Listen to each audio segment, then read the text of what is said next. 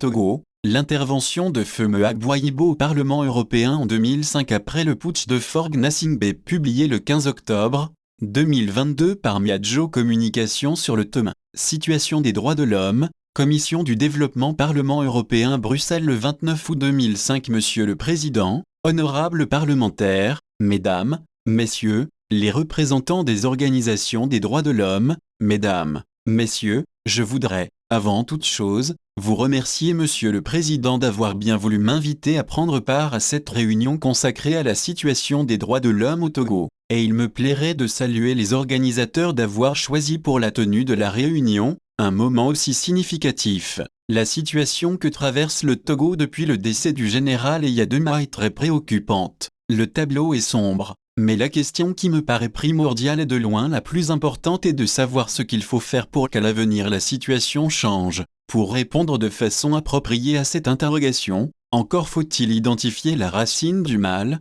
Pourquoi le Togo continue-t-il à être confronté à des violations graves, massives et récurrentes des droits de l'homme? Le terme « droit de l'homme » étant pris en son sens large incluant le droit pour les citoyens de choisir et de changer librement leurs dirigeants. Mes propos vont donc porter sur 3 points, l'état des lieux, les causes de la persistance de la violation des droits de l'homme au Togo, les propositions de solutions.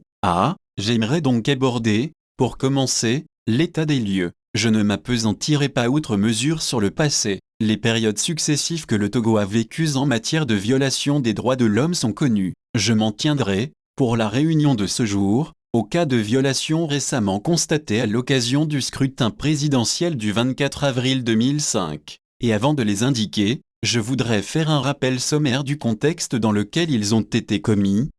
Quelles sont donc les circonstances des violations? La récente dégradation de la situation des droits de l'homme au Togo est consécutive au décès du général Eyadema, survenu le 5 février 2005. Les événements qui en ont été les principales péripéties sont au nombre de 3. Le premier a été l'installation au pouvoir de l'un des fils du défunt président, M. Faure Gnassingbé. Dans les minutes qui ont suivi l'annonce du décès, personne ne s'y attendait. Le choc a été bouleversant. Le second événement a été la caution apportée le 2 mars 2005 par la CEDEAO à la fixation de la date du 24 avril 2005 pour l'organisation du scrutin de remplacement du président disparu. Le pays était en effet en train de rechercher, avec l'accompagnement de l'Union européenne, le cadre électoral susceptible de lui épargner les conséquences désastreuses des élections frauduleuses de 1998 et de 2003. Tout le monde considérait qu'un scrutin qui viendrait à être organisé à nouveau sans une préparation appropriée, risquait de conduire le pays à une véritable explosion. On s'en est aperçu, dès l'amorce du processus. Le ministre de l'Intérieur, M. Akila Essoboko, en fit l'aveu le vendredi 22 avril 2005, 2 jours avant le scrutin. Il donna sa démission après avoir rendu publiques des informations concernant les violences en préparation et appela le président de la République par intérim à suspendre le processus. Son appel fut vain. Le dernier événement qui en fut le comble a été la proclamation le 26 avril 2005 par la CENI, de M. Faure Gnassingbé comme vainqueur du scrutin de. Nos populations ont ressenti chacun de ces 3 événements comme une provocation. Elles eurent du mal à contenir leur indignation. À l'appel des partis d'opposition regroupés en coalition, elles ont organisé à Lomé et dans presque tous les chefs-lieux de préfecture, des manifestations pacifiques. Elles ont, à travers ces manifestations, réclamé dans un premier temps, le retrait de M. Faure Gnassingbé et par la suite, le report de la date du scrutin. Enfin, avec la nouvelle de la proclamation de M. Faure comme vainqueur du scrutin, les mouvements de rue prirent l'allure d'une contestation populaire sans précédent. Et tout comme les premières manifestations, cette contestation populaire s'est heurtée à une répression sauvage menée par des forces de l'ordre soutenues par des miliciens du parti au pouvoir. Ces violences ont entraîné de multiples et graves atteintes aux droits de l'homme que j'aimerais évoquer à présent. Les cas de violation des droits de l'homme. La coalition a tenu un répertoire où elle a fait consigner les cas de violation des droits de l'homme qu'elle a constatés. Il ressort de ce répertoire qu'il y a eu 564 personnes tuées de manière extrajudiciaire, 20 blessés, 346 personnes incarcérées, 6 personnes portées disparues, 5, des dizaines de personnes torturées, 6, plus de 40 000 personnes contraintes à l'exil, 7, plusieurs journaux proches de l'opposition interdits de parution, 8, des stations de radio et de télévision nationales privées ainsi qu'une station de radio internationale obligées de suspendre leurs émissions. 9. Des sites web suspendus d'accès. 10. Les atteintes graves portées aux droits des citoyens à élire librement leurs dirigeants. Falsification délibérée du fichier électoral, bourrage et enlèvement frauduleux des urnes, refoulement des délégués du candidat de la coalition des bureaux de vote, falsification des procès, verbaux de dépouillement, blocage de la transparence des opérations de décompte des bulletins de vote par interruption des réseaux de communication téléphonique, complaisance des institutions chargées de régler les réclamations afférentes au scrutin, la sous-commission du contentieux de la CENI, la Cour constitutionnelle, la HAC. Mais, comment en est-on arrivé là? B.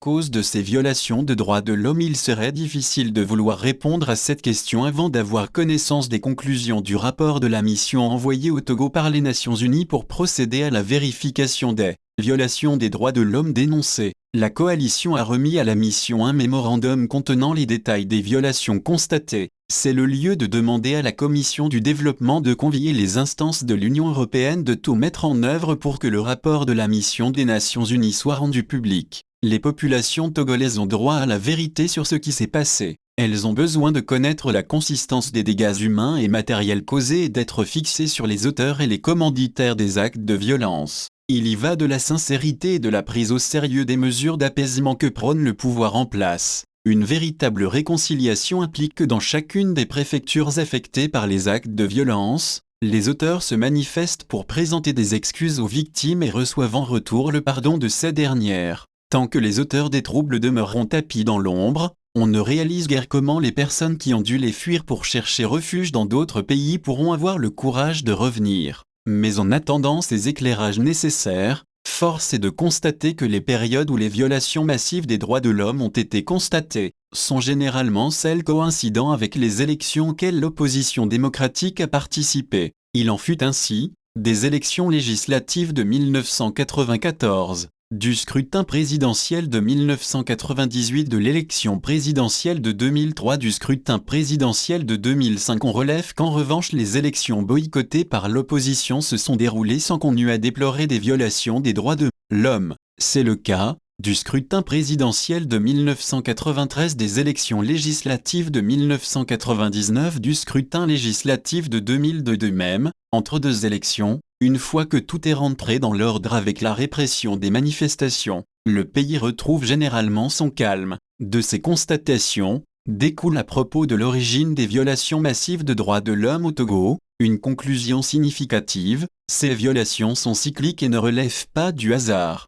Elles dénotent que, quelles que soient les conséquences en dégâts humains et matériels, le régime n'hésite pas à user de la violence politique pour garder le pouvoir. La cause fondamentale des violations des droits de l'homme au Togo est l'obstination du régime en place à conserver sans partage le pouvoir politique tant militaire que civil. C'est comment remédier à la situation? La conclusion à laquelle nous venons de parvenir à propos de l'origine des violations des droits de l'homme au Togo devait permettre de prendre conscience des limites des traitements classiques appliqués en la matière sous d'autres cieux. Il convient en ce sens d'être prudent sur l'impact des réformes des cours et tribunaux, de la Commission des droits de l'homme et d'autres institutions chargées de la promotion et de la protection des droits de l'homme dans le pays. Tant que ces institutions continueront à être verrouillées par le pouvoir à travers les hommes et les femmes qui les dirigent et les animent, le règlement de la question des droits de l'homme au Togo passe en réalité par une reconfiguration du pouvoir politique, notamment du pouvoir civil. Il importe à cet égard d'éviter d'aborder le problème à travers le terme simpliste de refus d'alternance démocratique comme on a parfois tendance à le faire,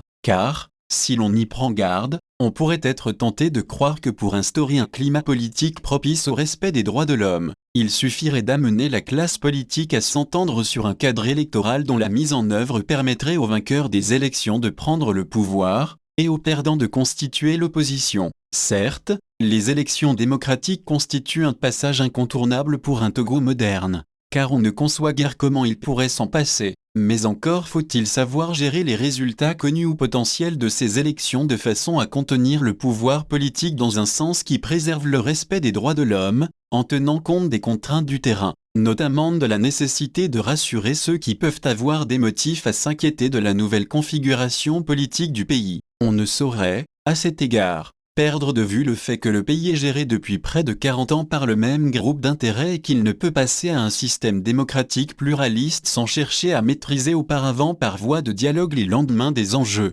électoraux. C'est dans cet esprit que, lors de l'entretien qu'il a eu le jeudi 18 août 2005 avec le chef de l'État, à l'occasion des consultations initiées par ce dernier, mon parti le CAR lui a soumis un certain nombre de propositions. Monsieur le Président, Mesdames, Messieurs, je voudrais en guise de conclusion de mon intervention, demander, par le canal de la Commission du développement, au Parlement européen, à la Commission exécutive et au Conseil des ministres, d'apporter leur appui à l'aboutissement de ces propositions par lesquelles le CAR estime que, pour assurer une meilleure application des 22 engagements, faciliter le retour des réfugiés et parvenir à une véritable réconciliation nationale, il importe, 1. Que soit organisé en application du point 1 à 1 des 22 engagements, un dialogue national dans le cadre d'une structure qui reflète la configuration politique actuelle du pays. 2. Que ce dialogue national soit placé sous l'égide de l'Union africaine et de l'Union européenne.